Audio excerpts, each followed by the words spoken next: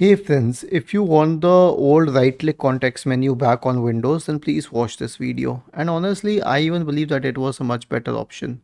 All you had to do was right click and you get the old context menu, and it has everything like cut, copy, paste written specifically. This is something that you have to learn. That was something which was very clear upfront. So here's what you have to do. Click on show more options and the older context menu is back here. It has all that cut, copy, paste, delete, rename option here right as it was. So this is an extra step and I really hope that Microsoft understands this and removes the new context menu. It brings back the old context menu, but I don't think they would listen to me. They would expect people to get used to the new context menu. And meanwhile, the best option that you have is to use that show more options option. Was this helpful? If yes, then please subscribe to the channel.